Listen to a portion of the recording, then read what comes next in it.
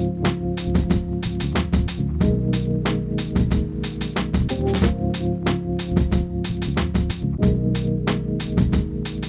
everybody to Blerdlines. This is your man Cam. With me, as always, is Cam 2, double squared.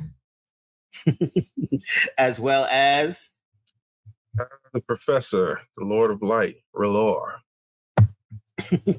and Josh is away on assignment, but we are here back talking about Alien Earth. It just wrapped. It was good 8 episodes, I want to say. 8 episodes, which is kind of the norm these days. Gone are the long 24 episode seasons that we used to have of our childhood, which is usually like 7 good episodes and the rest of it was filler, but it doesn't matter. Now we got these lean 8 episodes. But yeah, it wrapped. We had talked about this earlier. We watched the first 2 episodes, kind of gave us our reactions. Now that we've gotten the full season, fellas, I'll go to D first, since you're kind of the resident Alien expert here. What was your initial thoughts?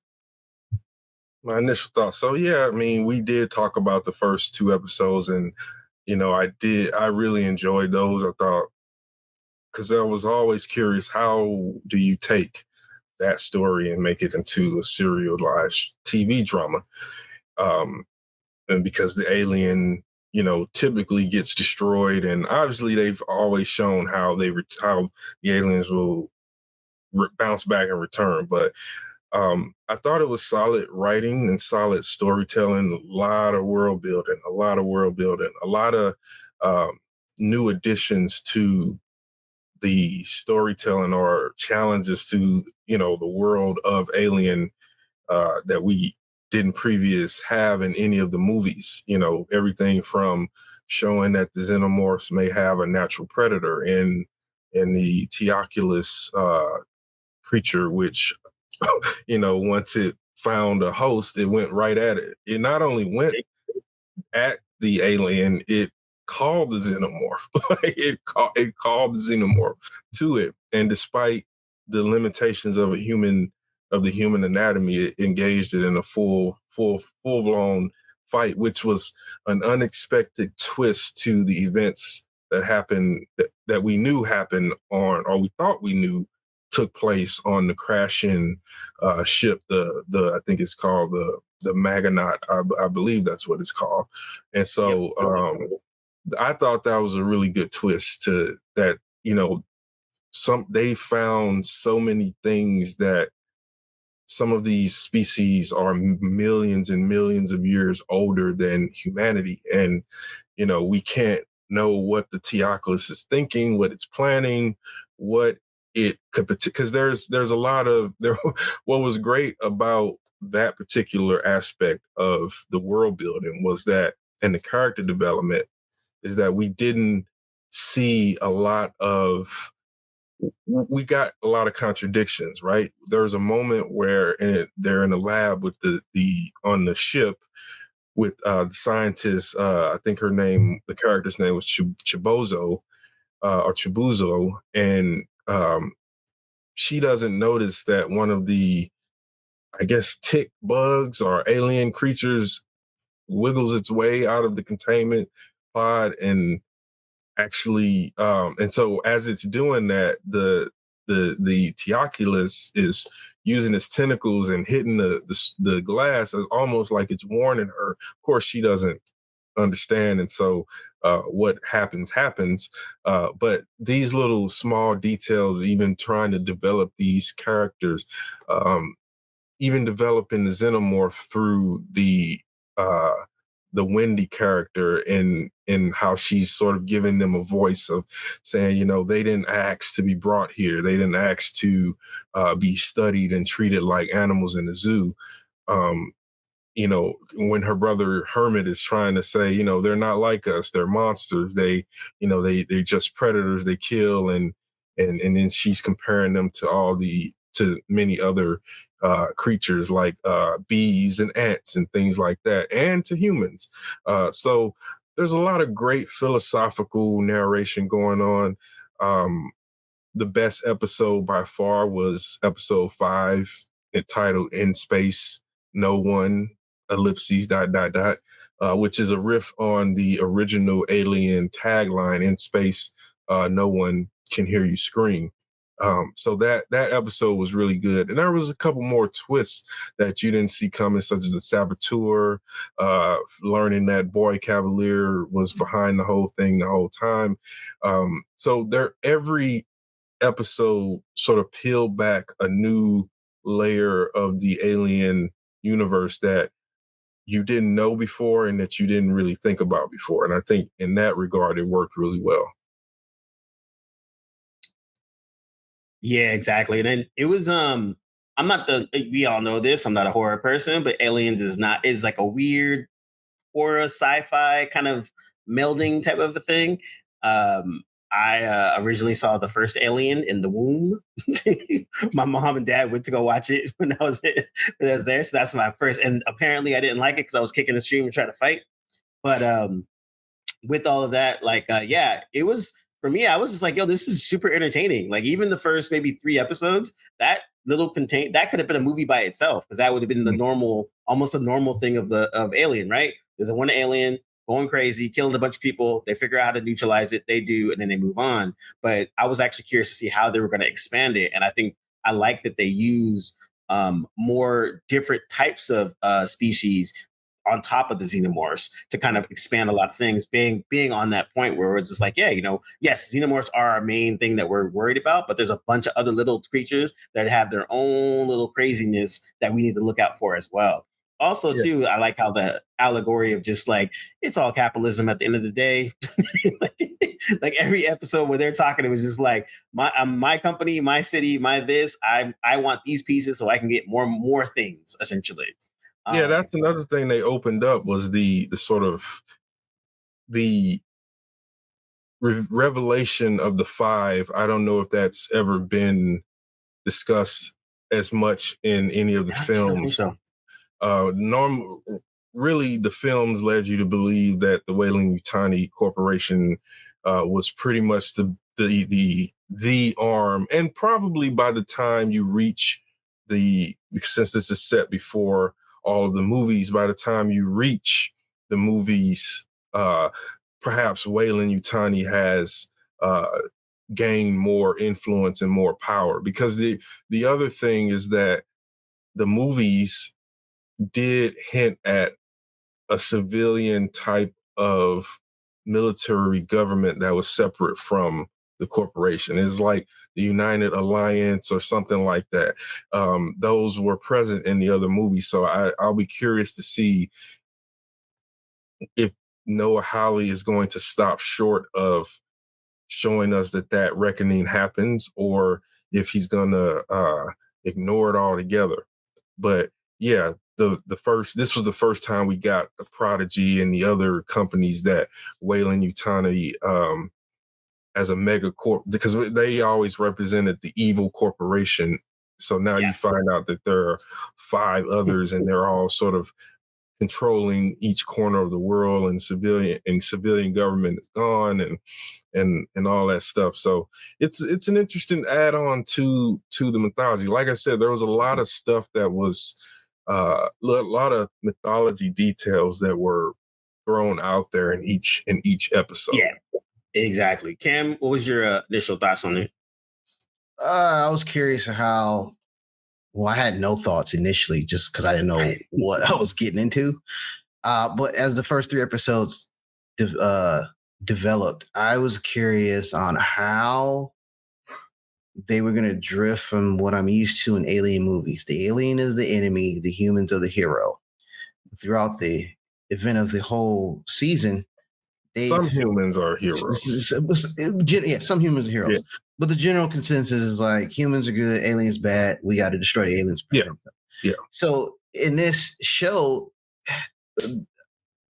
there could be potential confusion because like at the end it's like, okay, who are the real villains? I think the title of that episode was like something about villains. And I'm like looking at like, okay, the humans are just as evil as the aliens. The aliens are kind of humanized by the end of the season in a sense that, like you said, they were brought here, like whatever happened, they got captured. They were brought here. Yeah. And so we're looking at them as like, okay, they're innocent in this and they're just trying to survive. It's like, okay, do you blame the bear for being a bear when it attacks you? No. Well, and that's sort of Wendy Marcy's point, right? Is that like do you get upset with the lion when it rips apart the zebra or the gazelle? And the answer is no, because it's only performing its nature. It's not trying to manipulate. It's not trying to coerce. It's not doing any of that stuff. Its very nature is the height of Darwinian existence, which is it's an apex predator that will destroy any other potential threat to its primacy on sight. and that's that's not a good or evil thing. And so from the very beginning, you're right, it's been that humanity in our Promethean quest for immortality are the true villains of this whole universe. That is the one thing that I think Ridley Scott drove home. That was the point that now Noah Hawley is driving that home as well, is that no, it's not these beasts, these apex predators and these species. No, it's humanity that's trying to reach for what is the quote from Frankenstein? One man's life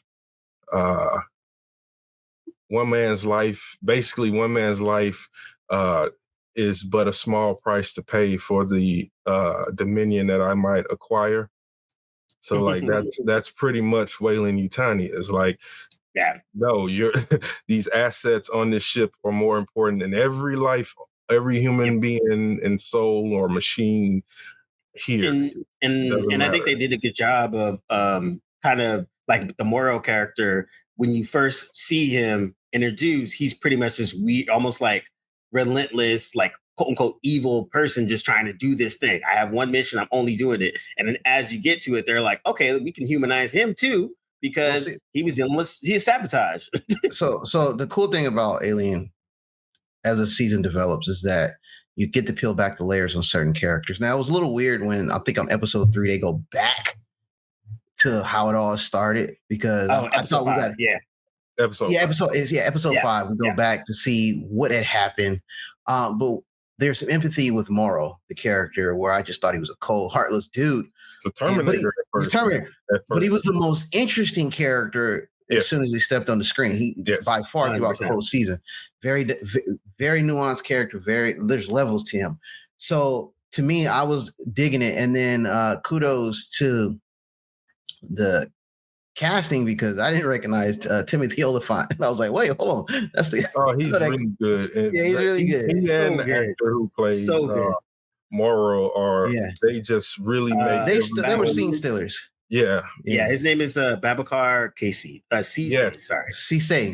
And he also played the main antagonist in the Badlands, Into the Badlands or AMC. Another one of those weird shows that parts of it are good, but like his casting specifically was really good. Like way better than that show was really had a great concept, but the execution was, where it fell short. So also, I would say the introduction of the different human characters, like human cyborgs, and I can't think of what Wendy was. What are they called? They were hybrids. Hybrids. They were hybrids. Yeah. So maybe I'm just too far removed from the mythology, but I remember Bishop. I was like, what is, in the first or second Alien, I was like, oh, it's kind of, these characters remind me of Bishop. But, we get more insight on how they were created. And you have layers of different, you got the cyborgs, the hybrids, and you have, there's another third one. The synth. The synthetic, which is what Kirsch, the Timothy Olyphant character. Yeah, which was cool. So we saw how they were created, and we see these different layers of humans, which I don't think the movies ever really got into. Maybe I'm missing one. And then that's because the thing is they didn't exist until now. So this is an addition to mythology. Before, in the original Alien, Ash was just a synth, just like Bishop in the sequel, and like Kirsch. Okay. But they were all different models of a synth. And even in Alien Romulus, the Johnson character, he is one of the types of models of synth. And so that's really what it was. They differentiated by models, not like, okay, there are human cyborgs and hybrids. So the impression is, again, some of these things aren't going to last very long. Okay. Yeah. And also that's what they were talking about with the hybrids, right? Like there was like your Moro was basically talking to Kirsch and be like, yo, you're basically like raising your replacements. Like the hybrids are meant to replace synths. So what are you doing? And that was his like kind of beef with Kirsch. Which furthers the sort of allegorical gods in the pantheon type of thing in Olympus, where that was Kronos' whole thing is, he ate his children so that they couldn't supplant him. He supplanted his father, the sky god or whatever. And so that's that's another thing that's sort of underlay alongside the sort of the Peter Pan, obviously, literary allusions that they're making, which I've said before, Peter Pan is a very dark story when you really take a look at it, and clearly Noah Hawley sees it that same way, because I've said that I think that I've always said that I've always thought that line about Peter thinning out the Lost Boys was just that he was either killing them or he was setting them up to be killed when they started to get older, or, tried to leave Neverland. Yeah. And one thing about the mythology, there were some choices that I may have not been familiar with. Like, I totally forgot facehuggers only react to humans. I thought it was just anybody. So they wouldn't be able to gestate in something inorganic. Yeah. So that part I totally forgot. And what was cool, like I said, the different creatures. I wish, like, it was really weird because the plant was introduced in like an earlier episode, but it didn't react to a synthetic human. So I guess it only eats humans. Well, it did. It didn't try to attack them, but it did react to them. So, like, there's a scene, and I know because I rewatched the episodes, but there's a scene where the character Toodles, who renames himself Isaac after Sir Isaac Newton, is walking around when they first find it on the crash ship.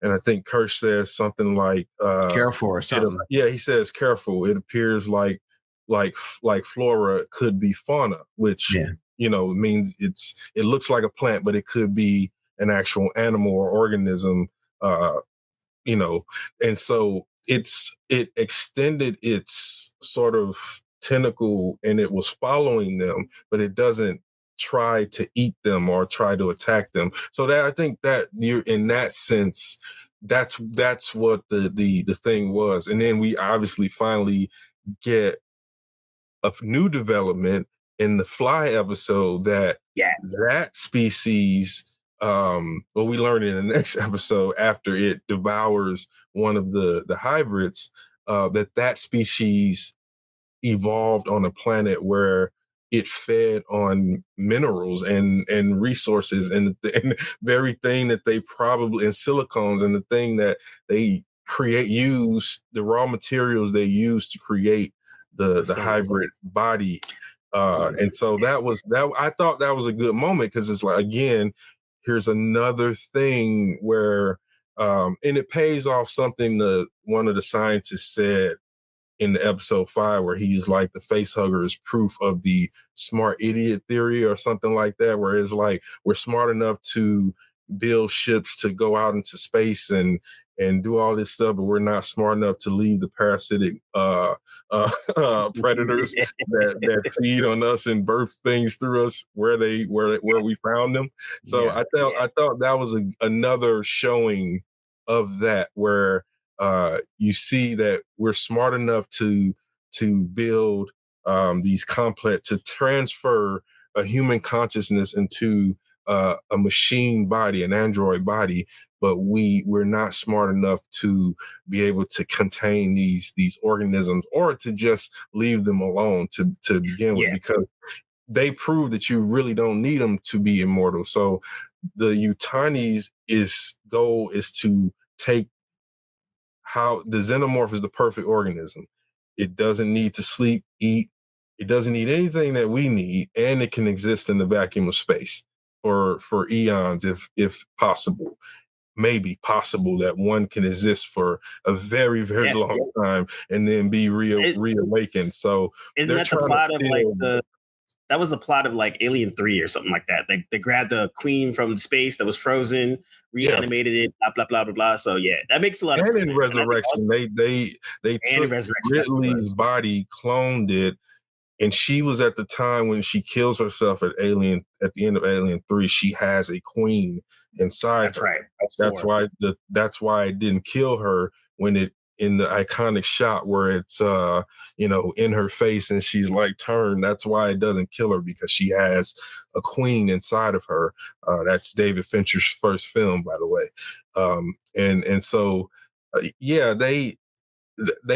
They are the perfect organism. The only different thing is that we don't know how their cognition works, right? Other than and I think that's what they did with this show on the world building front, where one, you got a lot more different creatures that we get to see. Two, the Wendy character can now communicate with them. So now we get that was another one of those weird things where I was like, I don't know where this is going, but it gives us a little bit peering into what they actually think and acts up, where we've never seen that before in any of the aliens prior to that. And now we have context to why those will be the first and last hybrids, right? Because if the end of this show ends up with Prodigy likely being destroyed and going away, that would mean that Weyland Yutani would see that as being, no, that's even worse, because now you have an unstoppable human that can control the unstoppable monsters. So it's that you can see that they set that up to knock it down later. And so here's my issue with that. So the children that was raised by Boy Cavalier, one of my frustrations is that obviously Wendy volunteered herself to go save her brother under the guise of a rescue mission. And so I thought they were like all badass soldiers. Come to find out, because of their childlike mentality, they weren't even trained. You got the expensive project, the $1 billion synths, and I felt like only one was kind of trained, which was really weird. She was able to take on the alien and behead it, and I don't know how she did it. Not that I need to see that, but I'm just like, dang, how come everybody else is not up to par? It's not a huge deal. It was just really weird to see them not capable of defending themselves. However, near the end of the episode, you see the growth of certain synths that started to understand, we're actually really more powerful, which is what, oh my God, Kirsch tried to kind of tell me, like, you shouldn't be afraid. Like, you're better than a human, right? Yeah. But it was really weird. Trying to get through to them is that, but again, we're talking about people whose minds are at 10, 11, 12 years old. And so, but there's also, again, there's the Peter Pan, illusion there, right? So like Boy Cavalier doesn't think about his decisions. He just does what seems like is a good idea, like a child, right? So like even though Kirsch and the scientists and even the other android guys, like, what are you doing? We just put billions into this. And we haven't trained them. You're going to send them into the crash ship site where there's possibly several apex predators that are waiting to pounce. It's like, well, there's your best option, or he doesn't give them a choice. And so they go. It's similar to how Peter Pan, the situations that Peter Pan would put the Lost Boys in against the pirates. Yeah. Yep. And so the way that ecosystem was set up is that there was another group. I won't say the name because it's historically a racist term, but there was one group that preyed on another that preyed on it. So there was an ecosystem of survival of the fittest in Neverland. And so you see that repeated in Alien Earth, where Boy Cavalier, as the Peter Pan figure, is sending the Lost Boys out amongst these dangers, knowing that it will thin them out. And so what happens in that story? Wendy Darling grows up. She realizes that Peter doesn't want to grow up. She grows up and she leaves. Peter gets mad and comes and kidnaps her daughter, Jane. And so that's how that played out. And so you see that same thing playing. Wendy starts to grow up. She goes from seeing them as her saviors and people who helped her. And the thing that changed really was the two events. One is when they wiped Nib's memory, when they wiped her memory, and then when she saw Isaac splayed dead on the slab, like not just dead, but like like destroyed. Like he was, and they had told her, and as a child, she believed it fully. She even repeated it to her brother, that they were indestructible, that they couldn't die, that this couldn't happen to them. So as a child, and most children in that, they see it in that way. So you lied to me. Now I'm upset. So as she's growing up, you still see that it's driven by a child's understanding of the world, that simplistic understanding. And I'll piggyback on that. From the simplicity of a child, she was also ready to just put her brother in the box. Exactly. It took was it Smee? It was Smee that convinced her. He was like, nah, he really one of us. Yeah. However, here's the thing that really bugged me. Geez, I just forgot my thought. But something bugged me about that, where I was just looking at him, and I was kind of confused on like the direction they're going, like with the whole, I said duolingo for Xenomorphs. I was like, oh, this is interesting tech. I've never seen this. I was like, all right, cool. But you explain like why we probably will never see that again because of the threat level. It's a total, if you want to look, if humans see threats in most places where they're benign, seeing that, you see how he reacted when what does Boy Cavalier say? As soon as he saw, when they try to stop her and she does the threat, and when the Xenomorph is still in the cage, and he realizes, oh man, we did this and now it's backfiring on us. Oh yeah. You gotta get the other ones before she reaches them, because now we got a problem. Okay, let me ask you this. She's growing up. How old is Hermit, Wendy's brother, Joe, in this series? He's supposed to be like in his 20s, like early 20s. That's what it seems like. Like he's like an older 20s. Brother. Yeah. My frustration with him is him not reading the room and getting what the hell's going on here. So with him understanding, like, bruh, she's property of this company. There's no way you're taking this $1 billion thing. That should have been obvious from the beginning. From the get-go. But second, that look at your sister. She's not your sister anymore. You got to look at, and she, like, what you remember of your sister is completely gone after all these events you saw. Her killing the alien. It's just remembered in code, bro. Like, I was like, bruh, like, you got to let her go. Like, and he was like, in his plot armor, through like he should have got killed at least 17 different times. Like he should have died in the hotel. He should have died. In the hotel. He shouldn't have made it out of there. They were doing some Durex Machini plot armor, good plot armor, like yes, type of thing. But I think I think he is meant to be understood as capable, but also kind of an idiot savant a little bit. I don't know if that may not be the right way to say that, but he's supposed to be a little bit naive, if nothing else. Like, he sees the world in a certain way, because think about it. He's asking his fellow soldiers about ways to get on or off the island, not thinking about the fact that they could go literally and rat him out or the fact that because his situation is unique there, none of the others have their family, that Boy Cavalier wouldn't have people watching him all the time. So he displays constant, even though he's a medic and even though he's a soldier, there's this sort of underlying, or at least a little bit of an implication that this is how this world works now, where a younger and younger individual, like you get a sense that adolescence is gone, like that you as early as probably 12 or 13, they're entered into the adult world and have to continue to work their way through it, because he's very intelligent and very capable, but he's also really naive and extremely and has a very childlike perception of. So here's my pushback on that. It's not towards you. It's just the fact that when you go through war and you've seen the things that he's seen, it all kind of was washed away a little bit when he saw his sister again. He was like, "Oh, we can go live happily ever after." If you've been in war, you've been through some traumatic or seen some things, the reality of what you're actually dealing with should be constant.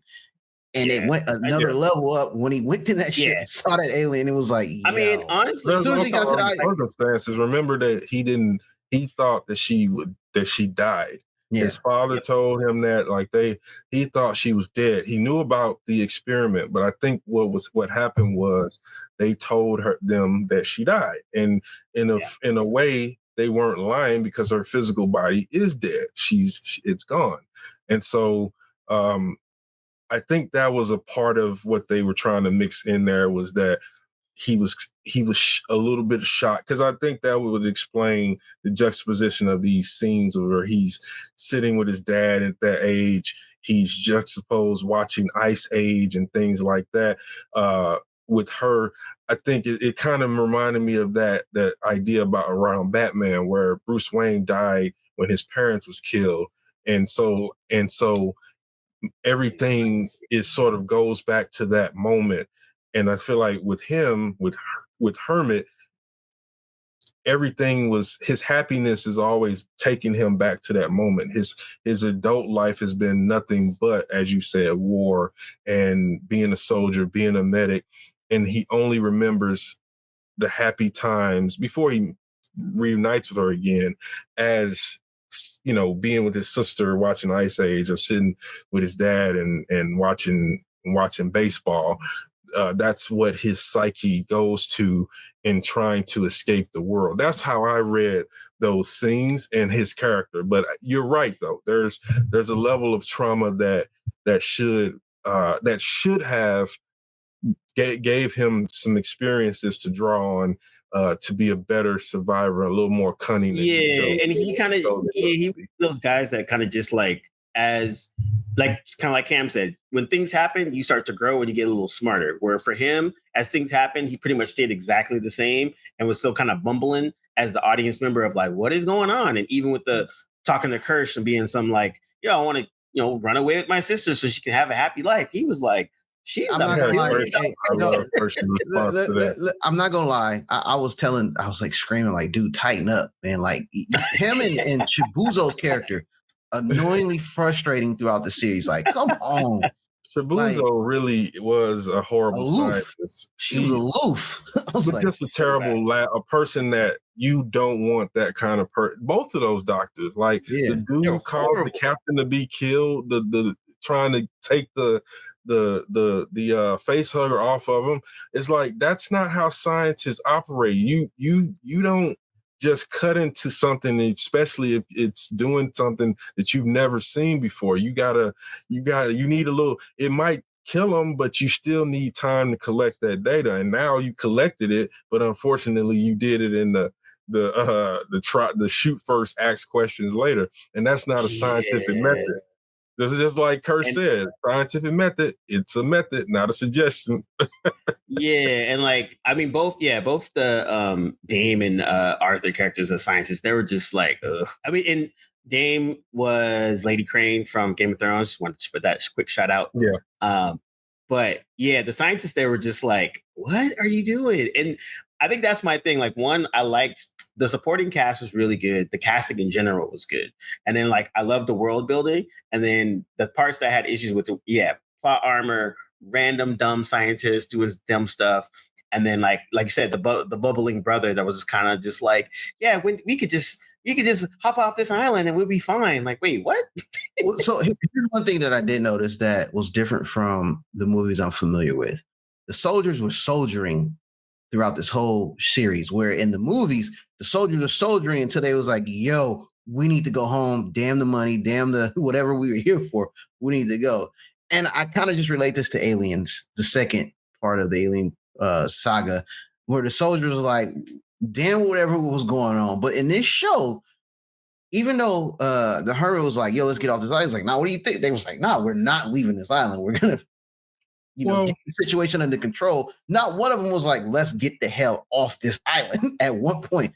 Even the dude, the guy that got the last four that were in the elevator, and he was kind of like, yo, maybe we need to be playing this a little bit smart. Let's not jump into things. They was like, who called it? He was like, who called the elevator? He was like, I don't care. Let's get in there. I was like, bruh, like, use your head, man. Yeah, like, no, you're right. They weren't very clever soldiers. Like but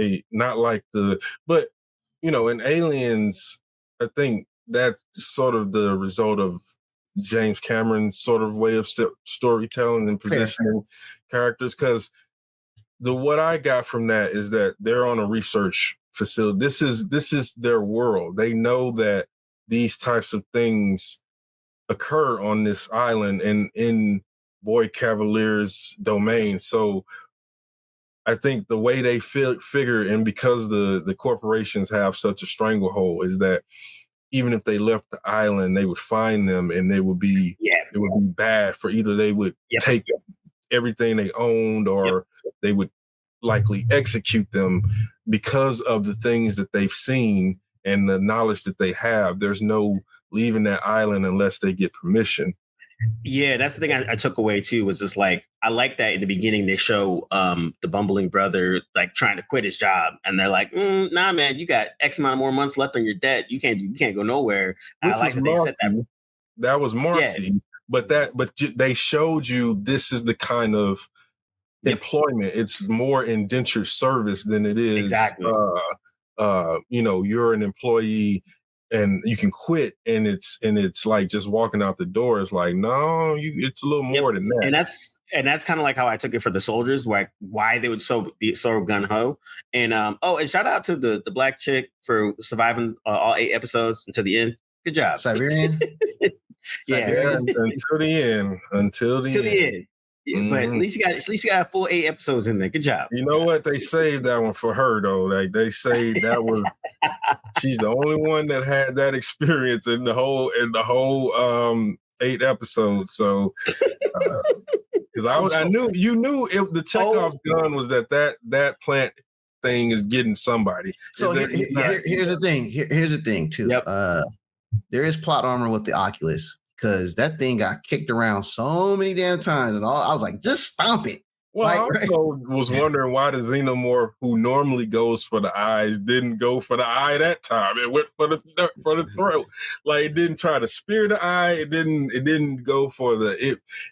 So again, the same thing with the T-Oculus, not ignoring several dead bodies on that ship, but going out of its way to the beach to find Arthur's now decomposing corpse.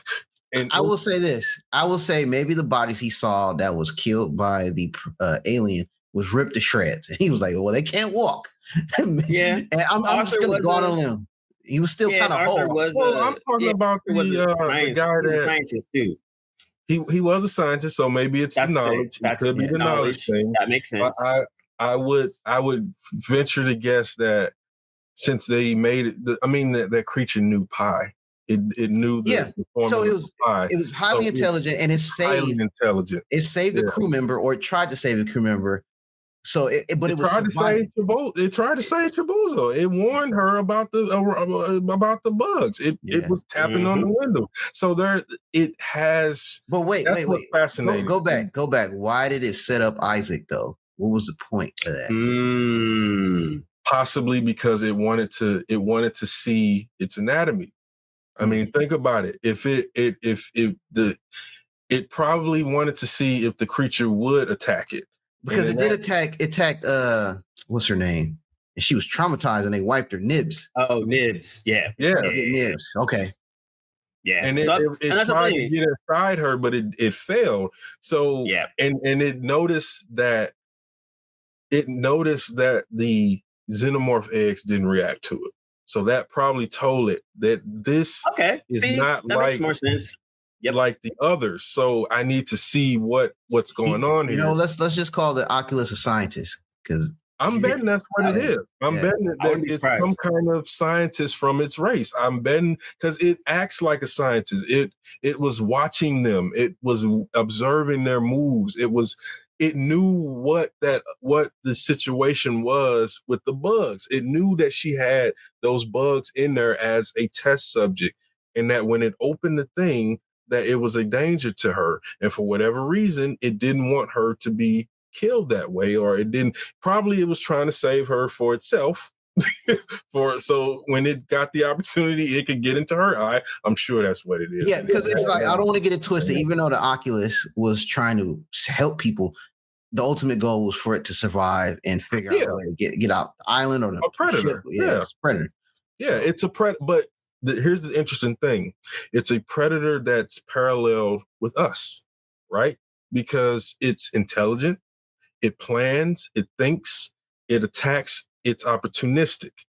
It's all of the things that human beings are. And we know that it has not only the ability to critically think and knows cause and effect, but it knows mathematics. And what is the oft thing said? That math is the closest to the language, the closest thing we have to being the language of God.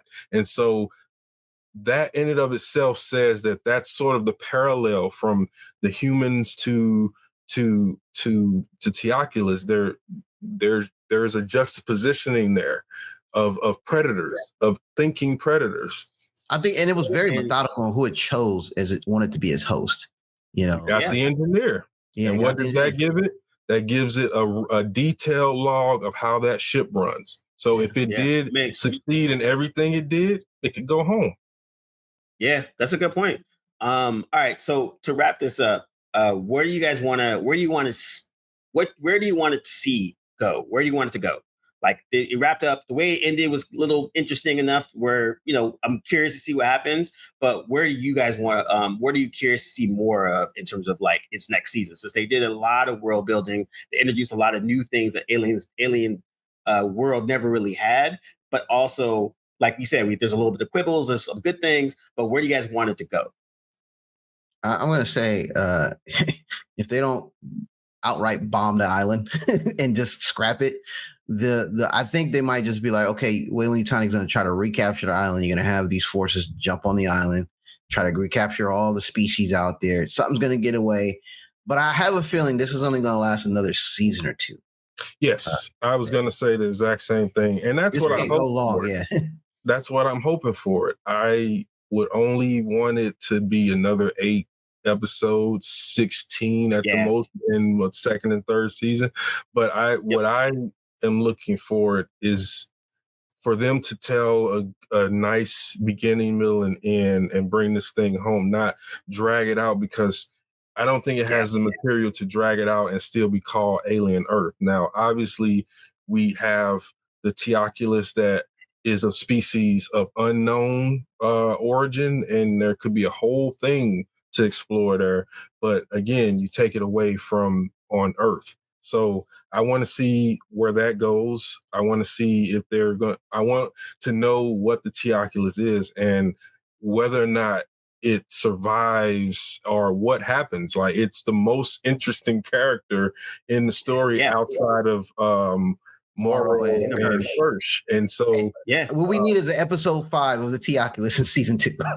I would not be upset if we got an entire episode that was from the point of view of the Teoculus. Like, I would love that, because it's such a fascinating character, because it is a non-humanoid human.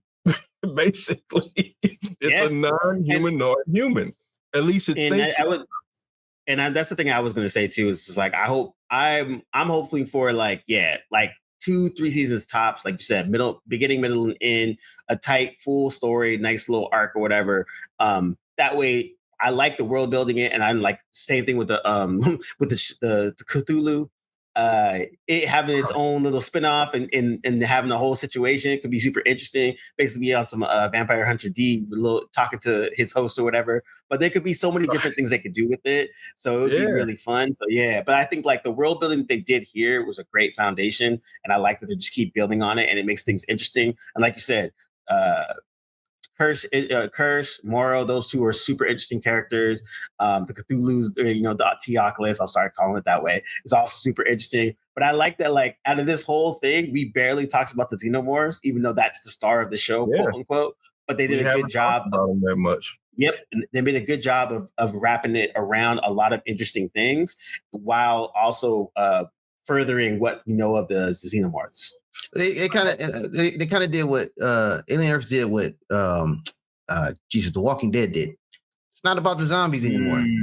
And I got that was for me. It was established in episode 3. I was like, oh, this is bigger than the aliens. Go ahead. And no, I was just gonna say you're totally right, and I think there's a couple things to observe. That's the first Xenomorph we've ever seen look like that with the way and. That Xenomorph that's following them that she has under her thumb is the one that came from her brother's lung. I don't know if that's significant. I don't know if he's going to follow up on that, but that's a detail that I think is there for a reason. At least I'm hoping that it's there for a reason. And so, and then the other thing is just that this thing can't last that long because you can't take it off that island. That has to be the end of it because otherwise Earth gets decimated in days. If any one of those eggs or even one xenomorph, because remember the xenomorphs have the capability, if I'm not mistaken, of like creating whatever it is to sprout the egg or whatever. Like they can carry some parts of because it's a hive mind, so they all carry. And they can also do. And funny enough, Marvel just did a Marvel versus Aliens type of thing, and it's actually really good because they just kill a bunch of people. But that's kind of the premise of it. It's like they basically take over Earth in a short period of time because basically 4 or 5 queens land all around the globe and it just decimates Earth. Yeah, it's over. It was. We got billions and trillions of people on this planet, and by that time. Were you thinking about they're just starting to move people off world onto other colonies, and that's like small chunks, not like 1 million on Mars and then 1 million in on Sirius or in the belt.